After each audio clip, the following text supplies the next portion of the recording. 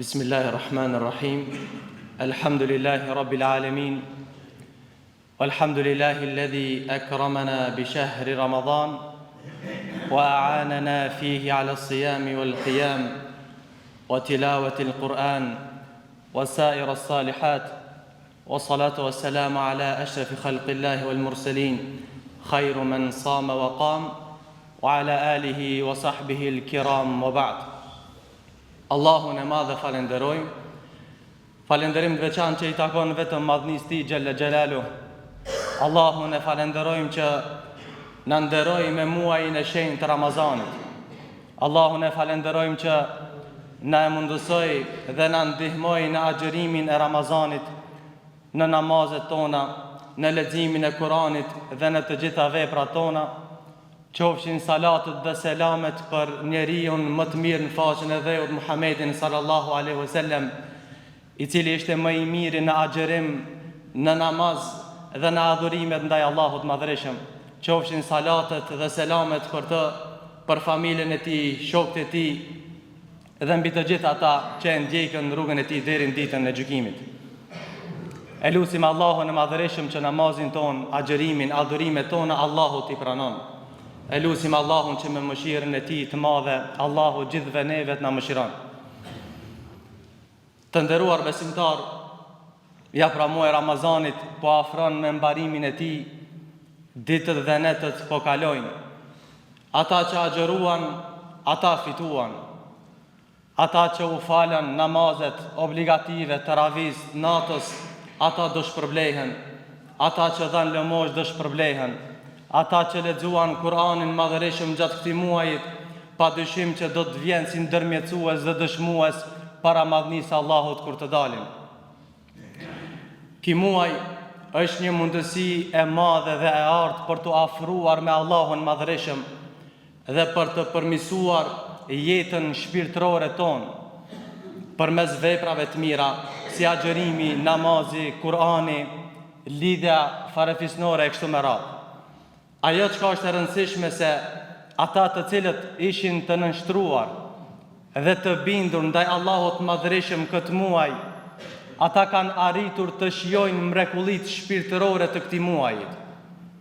Dhe padyshim ajo që është më rëndësi, duhet secili prej tyre që të kujdeset mos të kthehet mbrapsht, po ashtu sikurse që e ka filluar këtë muaj të shenjtë me përkushtim edhe sinqeritet plot ndaj madhrisë së Allahut, ashtu të vazhdon deri në fund, jo vetëm të Ramazanit, po deri në fund të jetës tij.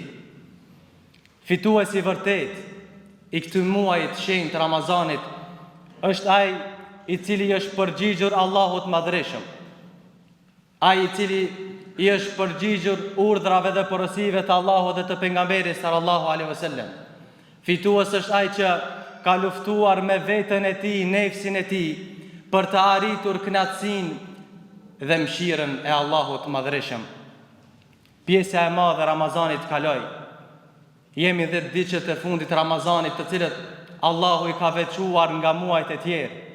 Allahu ka veçuar kohë prej kohëve tjera, ka veçuar muajin e Ramazanit nga muajt e tjerë, ka veçuar dhjeqin e fundit të Ramazanit nga dhjeqet e tjera të muajve tjerë. E ka veçuar natën më të mirë të vitit që është në dhjeqin e fundit të Ramazanit, e cila është nata e Kadrit. Për këtë arsye, kushdo që e ndjen dhe e din vlerën, madhështinë e madhe që ka muaji Ramazanit, duhet mundohet maksimum dhe të jep angazhimin gjatë ditëve që kanë mbetur, sidomos në këto 10 ditë e fundit, në të cilën është edhe nata më e mirë e vitit, ta kalon këtë muaj me besim në Allahun dhe me shpresë shpërblimin e Allahut që t'i falen mëkatet që i ka bërë. Andaj të nxitojmë dhe të përpiqemi që të bëjmë punë më të mira, fjalë më të mira që na sjellin dobi dhe na afrojnë tek Allahu i madhreshëm. Dhe mos të harrojmë se një pendim i sinqert gjatë këtyre ditëve mund të jetë shkak i faljes dhe i mëshirës së Allahut madhreshëm. E pyes veten fillimisht, pastaj dhe juve, pas gjithë këtyre ditëve që kanë kaluar të Ramazanit, Çfarë ndryshimi ke ndjen vetën tënde ti prej se kur ka filluar Ramazani? Çfarë ndryshimi ke ti nga muajt e tjerë të Ramazanit? Raporti yt me Allahun si ka qenë dhe si është gjatë këtyre ditëve të Ramazanit? Për kushtimin ti që e ke bërë këtë Ramazan, a thua vallë do jetë shkak për fitimin tanë që t'jesh fitimtar, apo t'jesh humbës, Allahu na ruajt. Kushdo që don t'jetë mesin e fituesve, t'jetë fitimtar gjatë këtij muaji të Ramazanit, duhet të përdor të shfryzon gjitha mundësitë e këtyre ditëve për të arritur kënaqësinë dhe faljen e Allahut, si dhe shpëtimin nga zjarri i xhehenemit. Dhe kjo mund të bëhet me disa shkaqe, me disa sebepe, që secili të kemi kujdes. E para prej shkaqeve dhe që të kemi vëmendje të veçantë për kushtim është devotshmëria. Devotshmëria, të kemi ta ruajmë devotshmërinë ndaj Allahut në të gjitha aspektet e jetës, qoftë në fshehsi, qoftë në publik, qoftë në Ramazan, qoftë jashtë Ramazanit. Mirë po mundësia më e mirë për të stolisur me devotshmëri është Ramazani. Dhe thelbi kryesor i Ramazanit, agjërimit Ramazanit, është devotshmëria. Thot Allahu në Kur'an: Ja ayyuhalladhina amanu, o ju që keni besuar, kutiba alaykumus siyam kama kutiba alal ladhina min qablikum. Ju është bërë obligim agjërimi ashtu sikur se ishte obligim për popujt para jush. Pse? La'allakum tattaqun, që t'jeni të devotshëm. Andaj fryti kryesor, mirësia kryesore e agjërimit Ramazanit është që të stolisemi me devotshmëri. Besimtari i mirëfillt, i vërtet është ai që përmbahet nga ushqimi, nga pija, nga epshi, edhe pse nefsi i tij ja kërkon, me qëllim që të afrohet tek Allahu i Madhërisëm, që të afrohet afër mëshirës së Allahut, që të shpreson udhëzimin në rrugën e Allahut e kështu me radhë. E dyta prej sebepeve që na bëjnë të jemi fitimtar në këtë muaj është angazhimi i vazhdueshëm. Ashtu sikur se që e ki pas motivin, entuziazmin e madh në fillim të këtij muajit me sinqeritet të plot, ashtu duhet të jetë edhe fundi i Ramazanit. Edhe gjithë jetës tonë të jetë në përkushtim dhe përsosmëri në adhurim ndaj Allahut Madhërisëm. Andaj të kemi një angazhim, një përkushtim të madh në të gjitha adhurimet, në namaz, në agjërim, namazin taravive, në sadaka, në leximin e Kuranit dhe në të gjitha veprat e mira që na afrojnë tek Allahu i Madhërisëm. E treta prej veprave që na bëjnë të jemi fitimtar gjatë këtij muajit është ta ndjejmë për ulësinë karshi madhnisë Allahut. Të jemi të përullur gjithmonë ndaj Allahut Madhërisëm. Duhet kujdesemi jo vetëm në Ramazan, po edhe jashtë Ramazanit për të qenë i përullur ndaj madhnisë së Allahut, ndaj porosive të tij dhe urdhrave dhe ndalesave të tij. Janë momentet më të bukura dhe më të veçanta të jetës kur çdo breng e jotja, çdo shqetësim, çdo problem asgjësohet kur në namaz, asgjësohet në veprat e mira, asgjësohet në leximin e Kuranit. Këto vepra, këto shqetësime gjatë adhurimit të Allahut zëvendësohen me gëzim, zëvendësohen me kënaqësi, zëvendësohen me qetësi shpirtërore dhe qetësi të zemrës.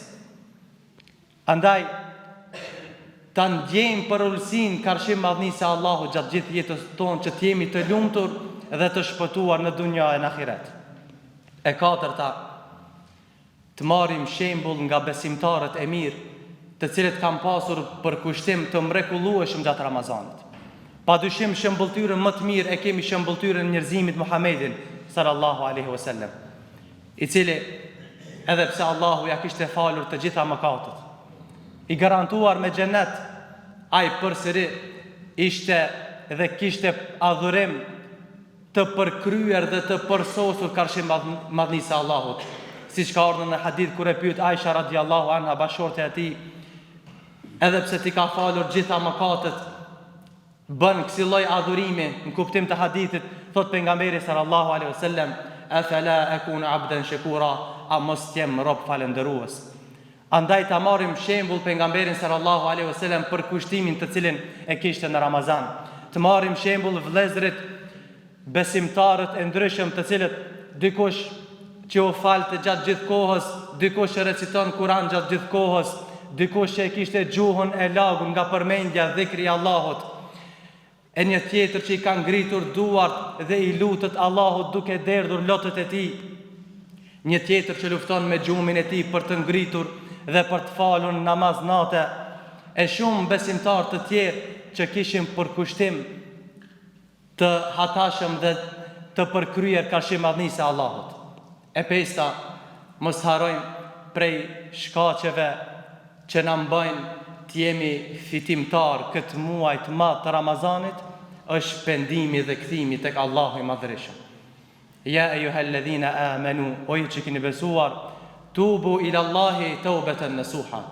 Kthehuni tek Allahu i Madhërisht me një pendim të sinqertë. Ramazani është mundësia e jashtëzakonshme për të kërkuar falje dhe për të kërkuar mëshirën e Allahut të Madhërisht. Ky muaj është një muaj që nuk duhet ta humb askush këtë mundësi të ardhë për të pastruar shpirtërisht dhe për të afruar afër mëshirës së Allahut.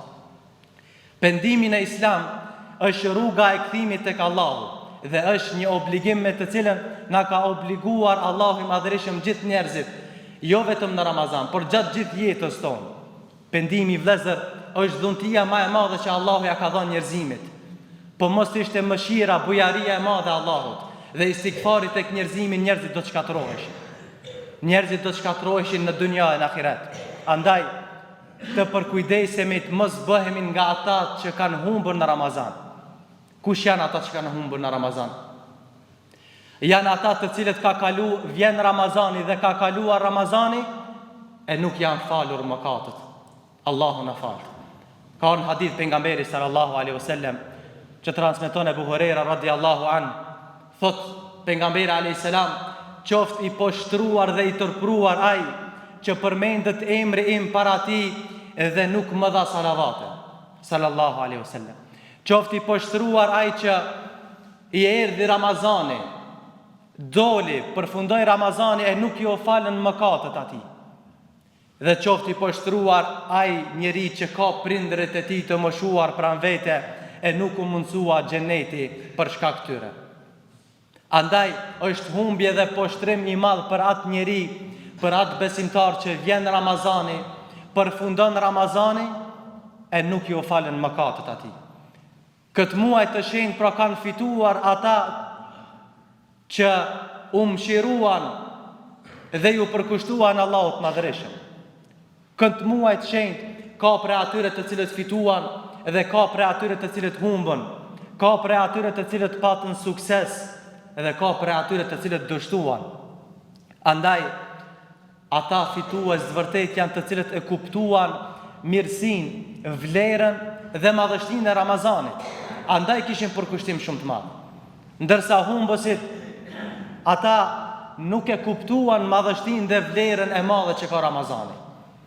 Ata e kaluan këtë muaj në mjerim dhe në dëshpërim, duke e kaluar këtë muaj thjesht si muajt e tjerë të ndryshëm, duke mos ndryshuar asgjë, në humbje kohe dhe përfunduan me dështim dhe mungesë të mirësive.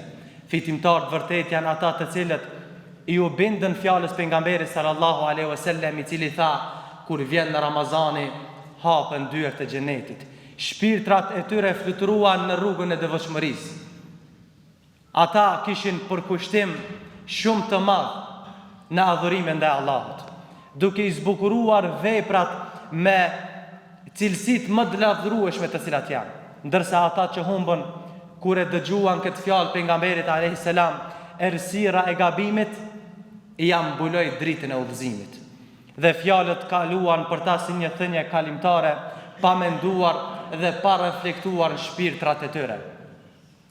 Ata që fituan kanë qenë të vëmendshëm në fjalën e pejgamberit sallallahu alaihi wasallam, i cili tha, qofti poshtruar ai njeri që vjen Ramazani, doli dhe nuk ju falen mëkatet.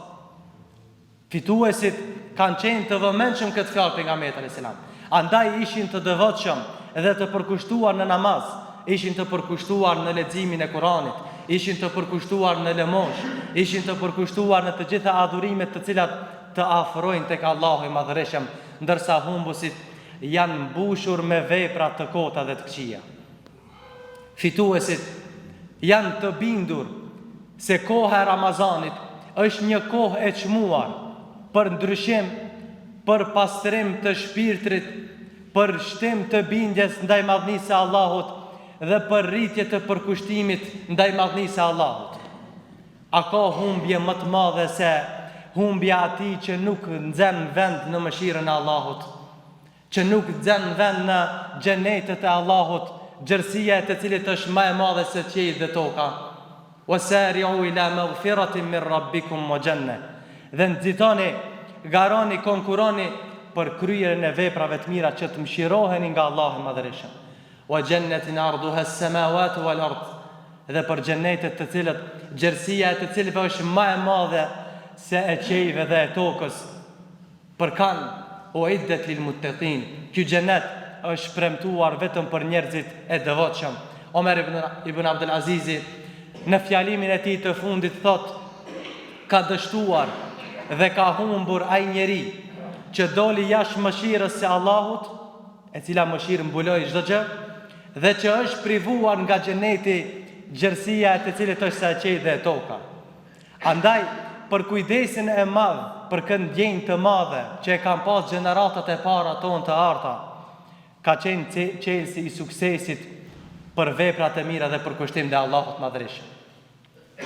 Pjesa tjetër, cilat janë shkaqet që e humbin shpërblimin e Ramazanit, që duhet kemi kujdes se cili prej nesh.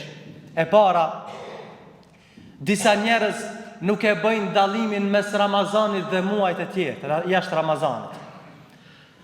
Hyn Ramazani, hyn në Ramazan dhe del prej Ramazani si një njeri i rëndëmt, pa ndryshuar asgjë. Ai ndoshta edhe nuk e mban agjërimin, nuk e fal as namazin, jo për shkak të mohimit, po për shkak të ignorancës dhe për shkak të kryelarësisë që ka. Imam Dhahabiu në librin e tij El-Kebair thot: për besimtarët është e sigurt ai që e le agjërimin e Ramazanit pa arsyetim, pa smundje, pa ndonjë arsye tjetër, ai është më i keq se një person që ka kryer zina apo një tregtar mashtrues apo një pirës alkooli, madje edhe besimi i tij është në dyshim. Kjo është jo për ata që e mohuan agjërimin, për ata të cilët janë neglizhent dhe injorues të agjërimit. E dyta, pasiviteti. Të kemi kujdes nga pasiviteti që është shkak për humbjen e shpërblimit të Ramazanit. Disa njerëz janë të kënaqur me pasivitetin, dembelizëm, neglizhent gjatë muajit Ramazanit. Ata e kalojnë muajin Ramazanit duke u angazhuar me aktivitete të kota, duke kaluar shumicën e ditës asgjë fare, kot, në vepra ndoshta edhe të këqija. Thot pejgamberi sallallahu alaihi wasallam: kush e fal namazin e Ramazanit me besim në Allahun dhe shpreh shpërblimin e Allahut, i falen mëkatet e kaluara. Mirë po këta individ, këta humbës, nuk e kalojnë Ramazanin ndryshe vetëm se me të njëjtat mëkate, me të njëjtën rutinë ditore të cilët e kanë patur jashtë Ramazanit. Nuk ka dyshim se për këta, me këtë qëndrim, humbja është e qartë, edhe përveç se nëse ato vendosin të kthehen me pendim dhe kërkim falje tek Allahu i Madhërisht. E treta që duhet të kemi kujdes, gjë që e humb shpërblimin e Ramazanit, është veprat e këqija. Të përmbahemi dhe të largohemi nga veprat e këqija. Disa njerëz përmbahen, largohen nga ushqimi, nga pija, nga epshi i tyre, mirë po nuk i shmangën gënjeshtrave, tradhtis, shpifjes, veprat e këqija. Thot pejgamberi sallallahu alaihi wasallam: kush nuk e le fjalën e rrënjshme dhe veprat e saj, veprat e këqija, Allahu nuk ka nevojë që ai ta lër ushqimin dhe pijen e tij. Andaj agjërimi Ramazanit nuk është përmbajtje vetëm për ushqimit dhe pijes, është edhe përmbajtje prej veprave dhe fjalëve të këqija, të cilët e hidhrojnë Allahun e Madhërisht. Andaj kuptimi i Ramazanit nuk është thjesht ndalimi i gjërave që e prishin agjërimin fizik, siç ka thënë Mejmun bin Mehran: agjërimi më i lehtë është lënia e ushqimit dhe pirjes. Kjo është agjërimi më i lehtë. Mirë po agjërimi të cilin e kërkon Allahu është agjërimi që të përmbahemi nga ushqimi, pija, epshi dhe veprat, fjalë të këqija, të cilat e hidhrojnë Allahun e Madhërisht. E katërta është interesi i dunjas, prej gjërave që e humbin shpërblimin e Ramazanit. Disa njerëz e shohin muajin e Ramazanit si një mundësi të çmuar për të promovuar mallrat e tyre, duke pas parasysh shitjen e produkteve të nevojshme për Ramazan. Kërkimi për tregti, kërkimi dhe tregtia nuk është diçka e palejuar, nuk është e dëmshme. Përkundrazi, këtë muaj të shenjtë është i lejuar. Mirë po, ndonjëherë kjo mund të shoqërohet me rrezikun e humbjes për ata të cilët kanë për qëllim vetëm përfitimet e dunjas, e nuk kanë për qëllim përfitimet e ahiretit. Ata të cilët promovojnë dhe shfrytëzojnë Ramazanin si mundësi të tregtisë, vetëm të tregtisë, e jo të tregtisë e ahiretit, ata janë të humbur. Ramazani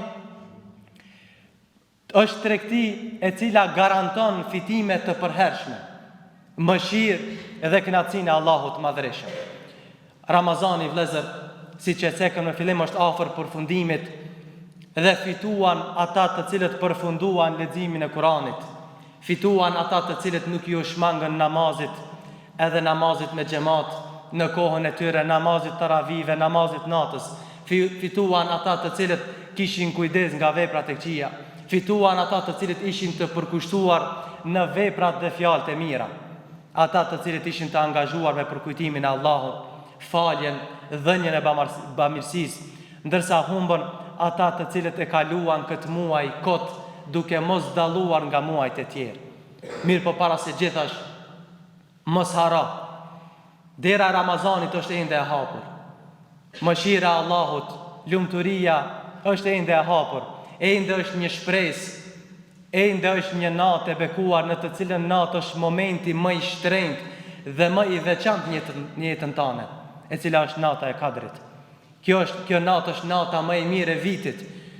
Është natë e cila vlen tek Allahu më shumë se 1000 muaj. Natë në të cilën zbresin melekët. Është natë e begatë dhe e bereqeshme. Në këtë natë lidhet i gjithë, në këtë natë, me këtë natë të Kadrit, lidhet i gjithë Ramazani. Dhe pikrisht në këtë natë është thelbi i vlerave dhe i mirësisë së Ramazanit. Në këtë natë, ai që e bën një vepër të mirë edhe rastis në natën e Kadrit, shpërblehet dhe konsiderohet tek Allahu më me vlerë se sa ta kishte vepruar në 1000 muaj. Një vepër e pranuar në natën e Kadrit është më e vlefshme se 1000 muaj. Andaj të shfrytëzojmë këtë net me përkushtim dhe adhurim ndaj Allahut Madhreshëm, ashtu siç ka në transmetim nga Aisha radhiyallahu anha, e cila përcjell thotë se pejgamberi sallallahu alaihi wasallam bënte përpjekje të madhe në adhurim në 10 e fundit, një përpjekje që nuk e bënte në ditët e tjera. Edhe hadithin tjetër që transmeton po ashtu Aisha radhiyallahu anha thotë, kur hynte 10 i fundit të Ramazanit, pejgamberi sallallahu alaihi wasallam e shtrëngonte izarin, ripin e tij, gjallëronte natën me adhurim dhe e zgjonte familjen e tij. Andaj 10 i fundit është 10 më i mirë i vitit. Ta shfrytëzojmë atë që nuk e kemi shfrytzuar prej fillimit Ramazanit. Ta bëjmë atë vepër të mirë, fjalë të mirë të cilën nuk e kemi bërë deri më tash. Të trokasim mëshirën e Allahut. Të lutemi Allahut ashtu siç ka përmendë Allahu në Kur'an ku thotë wa idha sa'alaka ibadi anni fa inni qarib. E kur të pyesin ty Muhammed për mua, thuaj se unë jam afër, ujibu da'wat ad-da'i idha da'an. I përgjigjem lutjeve të lutësit. Ky ajet ku ka ardhur? Ka ardhur në renditjen e ajeteve të Ramazanit. Në fillim Allahu tregon për obligimin e agjërimit, pastaj përmend Ramazanin, cilësitë, veçoritë e Ramazanit, pasi tregon për veçoritë e Ramazanit, çka thot? Wa idha sa'alaka ibadi anni fa inni qarib. Thuaj kur të pyesin për mua Muhammed se unë jam afër, i përgjigjem lutjeve të lutësit. Dhe kjo na dëshmon se lutja në Ramazan ka një vlerë dhe një pejë shumë të madhe. Ti shfrytëzojmë këtë net në dua, vëllezër. Ti shfrytëzojmë këtë net në adhurim, në namaz, në Kur'an dhe në veprat të cilat e fitojnë kënaqësinë dhe mëshirën e Allahut. E lutim Allahun e Madh që gjithë veprat tona Allahut i pranon. E lusim Allahun e madh që me mëshirën e tij Allahu gjithve neve të na mëshiron. E lusim Allahun që të gjithë ne të dalim prej këtij muaji fitimtar prej Ramazanit. E lusim Allahun që të jetojmë me shahadet, të vdesim duke dëshmuar la ilaha illallah dhe të dalim para madhnisë së Allahut faqebar. E lusim Allahun që na mëshiron dhe të na takon në xhenetet e tij. Aquli qawli hadha wa astaghfirullaha li wa lakum fastaghfiruhu innahu huwal ghafurur rahim.